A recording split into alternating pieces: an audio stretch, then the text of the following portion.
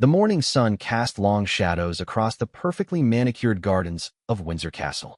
Captain James Morrison stood at his usual post, his red uniform crisp and his posture flawless after 23 years of royal service.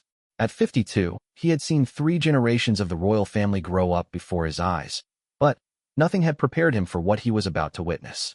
Prince George, now 12 years old, walked quietly through the castle corridors with his governess, Miss Sarah Williams. The young prince had always been different from other children his age.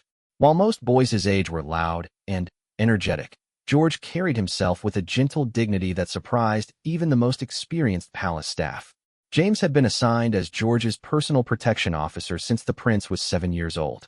In those 5 years, he had watched the boy grow from a shy child into a thoughtful young person who seemed to understand the weight of his future responsibilities far better than anyone expected. On this particular Tuesday morning, something unusual happened. As George walked past the servants' quarters, he noticed Mrs. Eleanor Davies, one of the castle's longest-serving housekeepers, sitting on a bench outside the staff entrance. The 70-year-old woman was crying silently, her weathered hands covering her face. Most people would have walked past, perhaps feeling sorry but not wanting to intrude.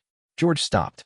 He looked at Miss Williams, then at Captain Morrison, and, without saying a word, he approached the elderly woman.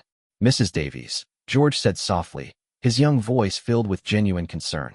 "Are you all right?" Eleanor looked up, startled to see the young prince standing before her. She quickly tried to wipe her tears and stood up, attempting a curtsy despite her obvious distress. "Your Royal Highness, I'm so sorry. I didn't mean to. I should go inside," she stammered. George gently placed his small hand on her arm. "Please don't go. What's wrong? Maybe I can help." Captain Morrison watched this interaction with growing amazement. He had seen many members of the royal family interact with staff over the years, and, while they were generally kind, this level of personal attention from someone so young was extraordinary. Eleanor hesitated, then began to speak through her tears. "It's my grandson, Your Highness. Tommy. He's only 8 years old, and he's been diagnosed with leukemia. The doctors say he needs treatment that costs more money than our family has ever seen. My daughter works 3 jobs, but it's not enough. They say without the treatment." Her voice broke. George listened intently, his blue eyes never leaving Eleanor's face. When she finished speaking, he was quiet for a long moment, thinking. "Mrs. Davies, how much does the treatment cost?" he asked. £50,000, Your Highness. It might as well be 50 million for people like us." George nodded slowly. "I understand. Mrs. Davies, I want you to know that Tommy will get his treatment. I promise you that." Eleanor looked confused. "Your Highness, I don't understand. How can you promise such a thing?" George smiled, the first real smile Captain Morrison had seen from the usually serious boy in weeks. "Because I have a savings account that my great-grandmother left me. I never knew what to use it for, but now I do." Miss Williams stepped forward, clearly concerned. "Your Royal Highness, perhaps we should discuss this with your father first." George turned to her with a maturity that seemed far beyond his 12 years. "Miss Williams, if Tommy doesn't get treatment soon, he might die. My father always taught me that with privilege comes responsibility. This is my responsibility." Captain Morrison felt something stirring in his chest that he hadn't experienced in years of royal service. He had seen charitable events, public appearances, and carefully orchestrated moments of royal kindness. But this was different. This was a child, barely 12 years old, making a decision from his heart without any thought of public recognition or political gain. Over the following days, George worked quietly to arrange the payment for Tommy's treatment. He spoke with his private secretary, a young man named David Chun who had been assigned to help George learn about managing his affairs. David was initially hesitant, explaining the complex procedures involved in accessing royal funds for charitable purposes. George listened patiently to all the bureaucratic explanations, then said simply, "Mr. Chun, I understand there are procedures. But Tommy doesn't have time for procedures. Please find a way to make this happen quickly." The determination in the young prince's voice convinced David to work overtime to navigate the necessary channels. Within a week, the full amount for Tommy's treatment had been transferred to the hospital, with strict instructions that the Davies family should never know the source of the donation. Captain Morrison accompanied George to the hospital on the day Tommy began his treatment. They didn't go as an official royal visit with photographers and fanfare. Instead, George wore ordinary clothes and asked to be introduced simply as a friend of the family. When George met Tommy, The two boys connected immediately. Tommy was weak from his illness, but his eyes lit up when George began talking about their shared love of football and video games. For an hour, George sat beside Tommy's hospital bed, playing simple games and telling stories, never once mentioning his royal status. Captain Morrison stood by the door, watching this scene unfold. In 23 years of protecting members of the royal family, he had never seen anything like it. There were no cameras, no press releases, no officials taking notes for future public relations use. This was simply a 12-year-old boy spending time with another sick child because he wanted to help. As they left the hospital, George was unusually quiet during the drive back to Windsor Castle. Finally, he spoke to Captain Morrison. "Captain Morrison, do you think what I did was right?" James looked at the young prince through the rearview mirror. "Your Royal Highness, I think what you did was more than right. I think it was extraordinary." George nodded thoughtfully. "I keep thinking about all the other children who might need help. There must be so many families like the Davies family. What good is it to have money and privilege if you don't use it to help people who really need it?" That evening, Captain Morrison went home to his small flat in London and called his daughter, Rebecca, who lived in Australia with her own family. As he told her about Prince George's actions, he found himself struggling to find the right words to describe what he had witnessed. "Dad," Rebecca said after hearing the story, "it sounds like you're working for someone truly special." James Morrison had served the royal family with pride and dedication for over 2 decades. He had protected them from threats, maintained their privacy, and followed every protocol without question. But something had changed in him that day at the hospital. He had seen something that went beyond duty, beyond protocol, beyond everything he thought he understood about royal service. That night, for the first time in years, Captain Morrison began to question whether he was doing enough with his own life to make a difference in the world. 3 weeks after Tommy Davies began his treatment, Captain Morrison noticed a significant change in Prince George's daily routine. The young prince had always been studious, but now he spent hours each evening researching children's charities and medical foundations on his computer. George had also begun asking his tutors unusual questions during his lessons. During his economics class, he wanted to know how much money it would take to build a children's hospital. In his geography lessons, he asked about countries where children didn't have access to basic medical care. His history tutor was surprised when George began studying the philanthropic work of past monarchs and wealthy individuals throughout British history. Miss Williams expressed her concerns to Captain Morrison during one of their regular briefings about George's schedule. "He's becoming obsessed with helping sick children," she said, though her tone suggested she wasn't entirely disapproving. "Yesterday, he asked me to help him calculate how many children could receive medical treatment if he donated his entire inheritance. I didn't know how to answer such a question." Captain Morrison had been thinking about the same thing. George's compassion was admirable, but there was something about the intensity of his focus that concerned the experienced guard. He had seen what happened when members of the royal family became too emotionally invested in causes without proper guidance. The next morning, George made an announcement that surprised everyone in his inner circle. "I want to visit more children in hospitals," he told his father, Prince William, during breakfast. "Not as official royal visits, but privately, like I did with Tommy." Prince William looked at his eldest son with a mixture of pride and concern. "George, I'm proud of your compassion, but visiting hospitals as a member of the royal family is more complicated than you might think. There are security issues, media concerns, and protocols that must be followed." George listened respectfully to his father's explanation, but Captain Morrison could see the disappointment in the boy's eyes. After breakfast, as they walked through the castle gardens, George spoke quietly to his protection officer. "Captain Morrison, do you think my father is right? Do you think helping people has to be so complicated?" James Morrison had been dreading this conversation. As a royal protection officer, his job was to support the official positions and decisions of the royal family. But as a human being who had witnessed George's genuine desire to help others, he found himself struggling with his response. "Your Royal Highness," he said carefully, "your father has much more experience with these matters than either of us. But I also think your instincts about helping people are correct." George stopped walking and looked directly at Captain Morrison. "What would you do if you were in my position?" The question hung in the air between them. Morrison realized that his answer would matter greatly to this young boy, who seemed to trust his opinion completely.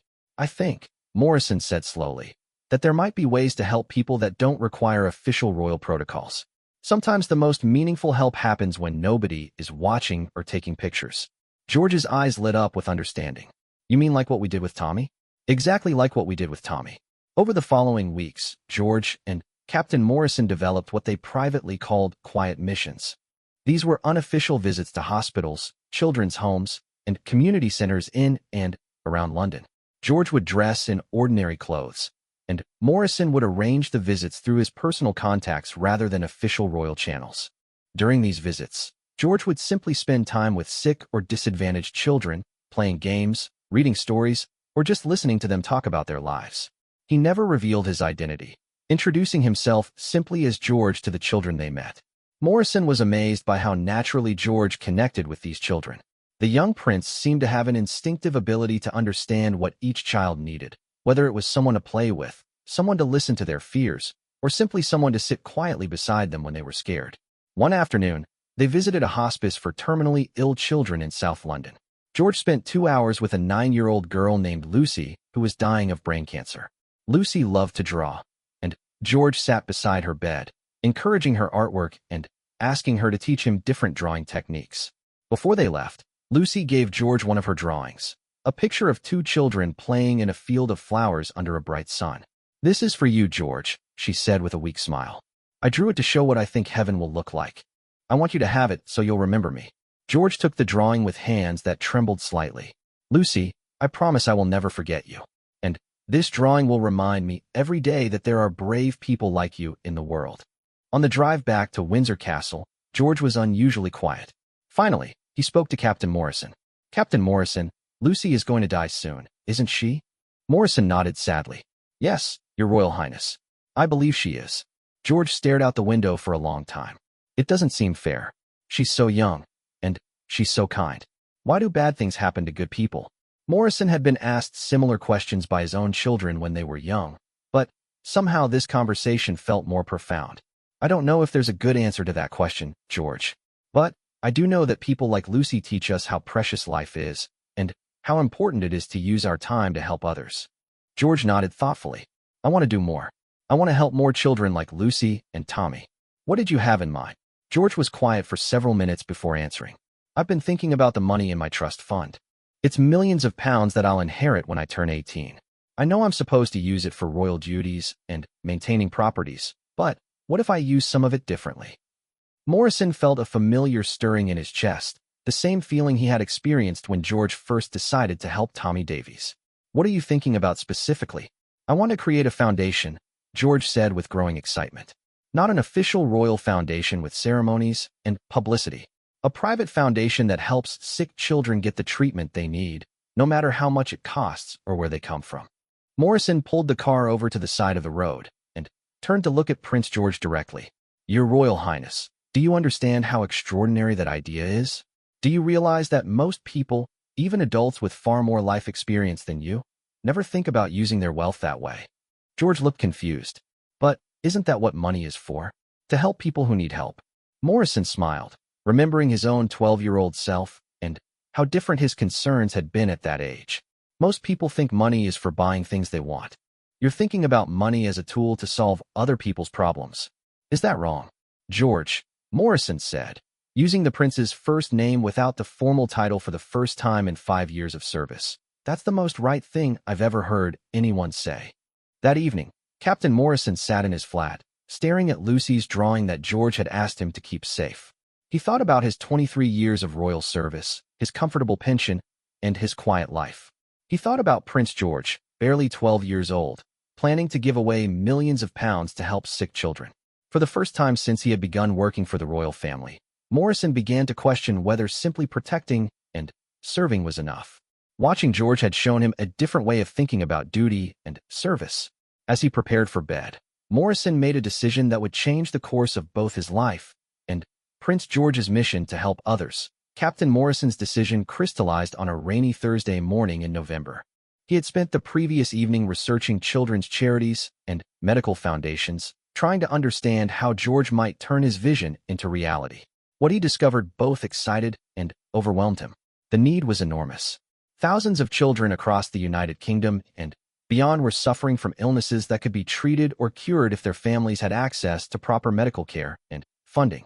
The systems in place to help these families were often slow, bureaucratic, and insufficient for the scale of the problem. As Morrison drove George to his morning lessons, he made an unexpected announcement. Your Royal Highness, I've been thinking about your foundation idea. I believe I can help you make it happen. George looked up from his homework with immediate interest. Really? How? Morrison took a deep breath before continuing. I've been researching what it would take to establish a private charitable foundation. It's complicated, but not impossible. However, it would require someone to manage it full-time, someone who understands both the legal requirements and the practical aspects of helping families in need. George nodded eagerly. Do you know someone who could do that? Morrison smiled. Actually, I do. Me. The young prince stared at his protection officer in confusion. But you work for our family. You protect me. Yes, I do. And I've been thinking that maybe the best way to protect you, to protect what you represent, is to help you accomplish something truly meaningful with your life. George was quiet for several minutes, processing this unexpected offer. Finally, he spoke. Captain Morrison, would you really leave your job to help me start a foundation? Morrison had been asking himself the same question for weeks. The answer had become clearer each time he watched George interact with sick children or saw the genuine compassion in the boy's actions. George, in 23 years of royal service, I've never seen anyone with your instinctive understanding of what it means to help others. If I can help you create something that will save children's lives, then, yes, I believe that would be the most important work I could do. That afternoon, George made a request that surprised his parents. He asked for a private meeting with both his father, Prince William, and his grandfather, King Charles. The meeting took place in King Charles's private study at Buckingham Palace. George arrived with a folder full of research that he and Captain Morrison had compiled over the previous weeks. He had prepared his presentation carefully, anticipating the questions and concerns his family would raise. Grandfather, Papa, George began formally, I want to tell you about something important that I've been thinking about. King Charles and Prince William exchanged glances, both recognizing the unusual seriousness in George's voice. George spent the next 30 minutes explaining his vision for a private foundation dedicated to helping sick children receive medical treatment regardless of their family's financial circumstances. He presented statistics about childhood illness, information about families who had been forced into bankruptcy trying to save their children, and examples of successful charitable foundations around the world. When George finished his presentation, the room was silent for a long moment. King Charles was the first to speak. George, your compassion is admirable, and your research is impressive.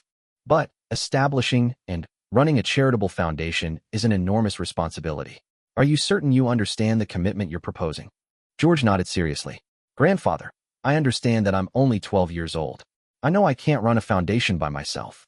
But I also know that I have resources that could help children who are dying because their families can't afford treatment. If I don't use those resources to help, then what good are they? Prince William leaned forward in his chair.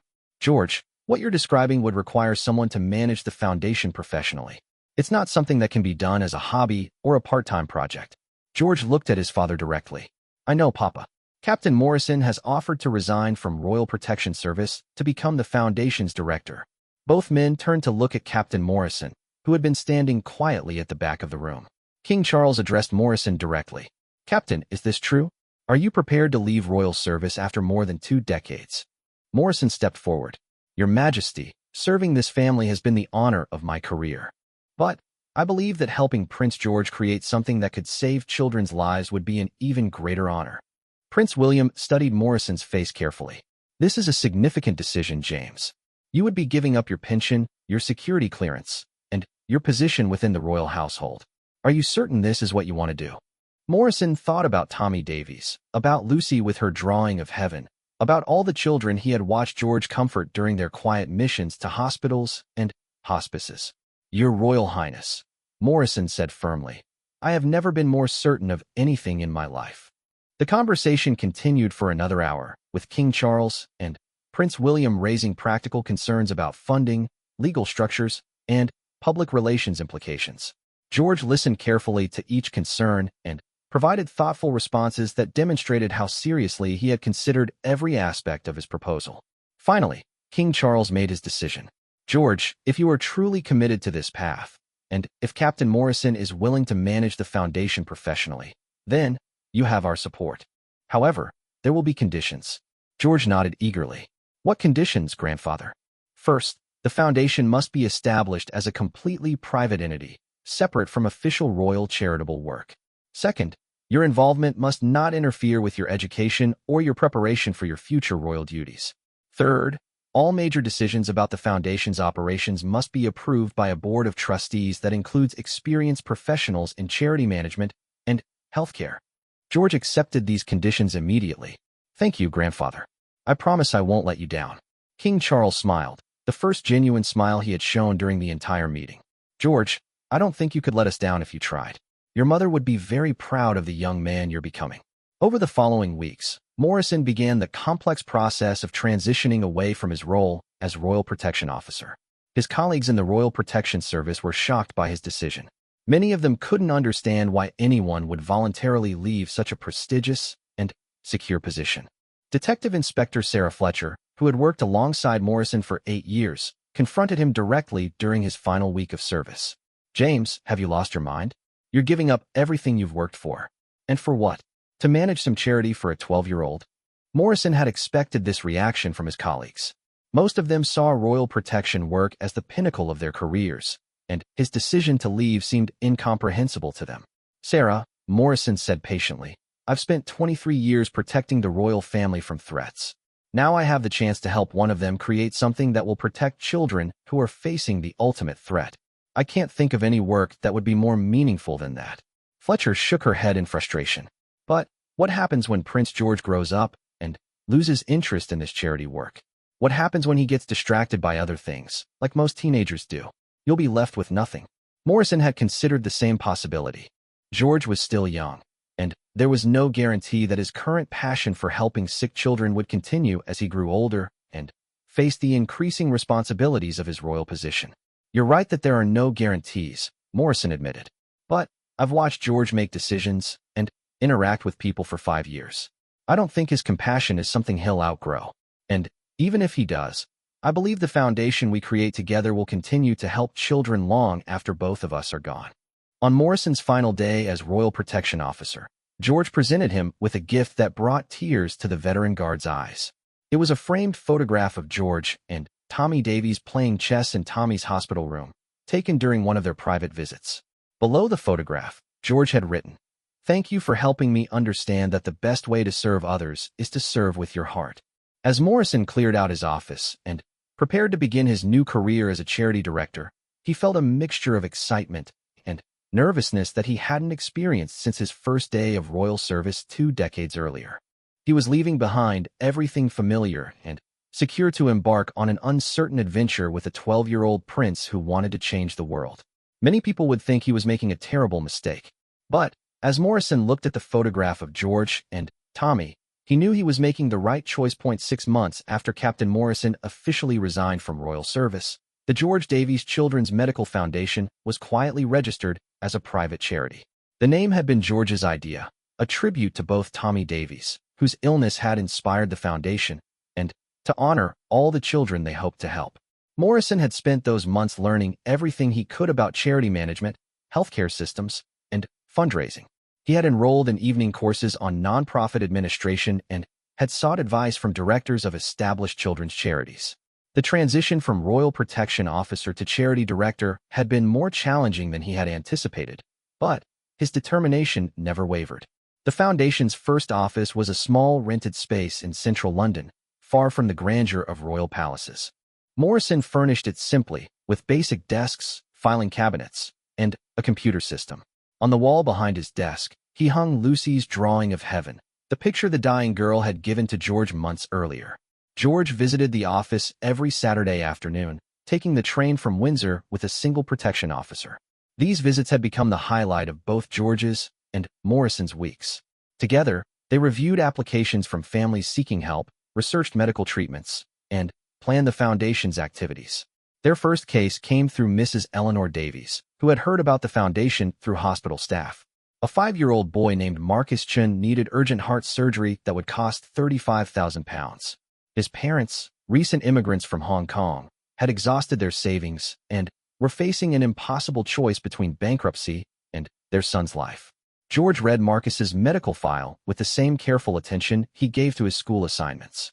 After reviewing all the details, he looked at Morrison with eyes that seemed far older than his 13 years. "Mister, Morrison, George said, using the formal title he had adopted since Morrison left royal service. This is exactly why we created the foundation. Marcus should have his surgery immediately. Morrison smiled at George's certainty. Over the past months, he had watched the young prince develop an even deeper understanding of the foundation's mission. George had insisted on reading every application personally and had developed remarkably mature criteria for making funding decisions. The foundation's approach was deliberately different from most charities. Instead of fundraising events and public campaigns, George had decided to fund the foundation entirely from his personal trust fund. This allowed them to make decisions quickly, without the bureaucratic delays that often characterized larger charitable organizations. More importantly, all of the foundation's help was provided anonymously. Families received letters informing them that an anonymous benefactor had paid for their child's medical treatment. They never knew that a teenage prince had personally reviewed their case and authorized the payment. George had insisted on this anonymity from the beginning. If people know the help is coming from the royal family, he had explained to Morrison, they might feel obligated to be grateful in ways that make them uncomfortable. I want them to focus on helping their children get better, not on thanking us. By the foundation's first anniversary, they had helped 47 children receive medical treatment that their families could never have afforded. The children had suffered from conditions ranging from rare genetic disorders to common cancers that required expensive therapies. Some treatments had been completely successful. Some had provided precious additional years of life, and a few had offered comfort and dignity to children whose conditions were ultimately terminal. Morrison maintained detailed records of every case, not for publicity or tax purposes, but because George wanted to know what happened to each child they helped. The young prince read every medical update and follow-up report, celebrating recoveries and mourning losses with equal intensity. One autumn afternoon, George arrived at the foundation office with unusual excitement. "Mr. Morrison, I have an idea for something new," George announced as soon as he walked through the door. Morrison looked up from the grant applications he was reviewing. "What kind of idea?" George pulled out a notebook filled with his characteristic neat handwriting. "I've been thinking about all the families we've helped. Many of them have to travel long distances for their children's treatments. They have to stay in expensive hotels or sleep in hospital waiting rooms because they can't afford proper accommodation." Morrison nodded. This was a problem they had encountered repeatedly in their casework. "What are you proposing?" George's eyes lit up with enthusiasm. "What if we bought a house near the major children's hospitals? A place where families could stay for free while their children are receiving treatment? We could call it Davy's house, after Tommy and Mrs. Eleanor." Morrison studied George's notebook, which contained detailed research about housing costs, hospital locations, and the potential impact of such a facility. The prince had clearly spent weeks developing this idea. "George, this is a wonderful concept, but it would be a major expansion of our mission. Are you certain you want to take on that level of commitment?" George looked at Morrison with complete seriousness. "Mr. Morrison, in the past year, we've helped 47 children get medical treatment. But I keep thinking about their families, the mothers and fathers who had to sleep in their cars or spend money they didn't have on hotel rooms while their children were fighting for their lives. If we can help the families too, won't that help the children recover faster?" Morrison realized that George's understanding of healthcare had evolved far beyond simple financial assistance. The prince now grasped the complex emotional and practical challenges that families faced during medical crises. "You're absolutely right," Morrison said. "Family support is a crucial part of children's medical care. If you're committed to this expansion, I'll begin researching suitable properties." Over the following months, Morrison and George worked together to purchase and renovate a large Victorian house near Great Ormond Street Hospital. The house was transformed into comfortable family accommodation, with 12 bedrooms, communal kitchens, quiet spaces for children to play, and gardens where families could find moments of peace during difficult treatment periods. Davy's house opened quietly, without fanfare or media attention. The first family to stay there was the Patel family, whose 6-year-old daughter was undergoing experimental treatment for a rare form of childhood diabetes. Mrs. Patel later wrote to the foundation's general mailbox, never knowing that her letter would be read personally by Prince George. "Dear Davy's house," her letter began, "I cannot express how much your kindness has meant to our family. Having a safe, comfortable place to stay during Priya's treatment has allowed us to focus entirely on helping her get better. Yesterday, she took her first steps in weeks in your beautiful garden. I believe that moment of joy helped her healing more than any medicine could. Thank you for understanding that sick children need their families close by, and that families need places where they can find hope. George read Mrs. Patel's letter aloud to Morrison, his voice breaking slightly when he reached the part about Priya's first steps in the garden. Mr. Morrison, George said when he finished reading, do you think we're really making a difference? Morrison looked around their small office, at the files representing dozens of children whose lives had been saved or improved by the Foundation's work, at Lucy's drawing still hanging on the wall, and at the 13-year-old prince who had given up millions of pounds to help strangers. George, Morrison said, his voice filled with emotion, I think we're making the most important difference possible. We're proving that compassion isn't just a feeling, it's an action. And every child we help proves that one person's decision to care can literally save lives. George nodded thoughtfully. I want to expand even more. I want to help children in other countries too. There must be sick children in Africa, in Asia, in South America who need help just as much as the children here. Morrison smiled, recognizing the same passionate determination that had driven George to help Tommy Davies 2 years earlier. What are you thinking? I'm thinking that suffering doesn't have borders, George replied. And neither should compassion. As Morrison watched Prince George begin planning the Foundation's international expansion, he reflected on his decision to resign from royal service. His former colleagues had predicted that he would regret giving up his secure, prestigious position. Instead, he had never been more fulfilled. He had spent 23 years protecting one young prince from physical threats. Now he was helping that same prince develop into someone who could protect countless children from the threat of inadequate medical care. Morrison realized that his resignation hadn't been the end of his service to Prince George. It had been the beginning of their most important work together. The boy who had once needed protection had become a young man whose mission was to protect others. And Morrison couldn't imagine any job that could be more meaningful than helping George accomplish that mission. As the afternoon sun streamed through the office windows, illuminating Lucy's drawing of heaven with its message of hope and remembrance, Morrison knew that his decision to leave royal service had led him to exactly where he belonged.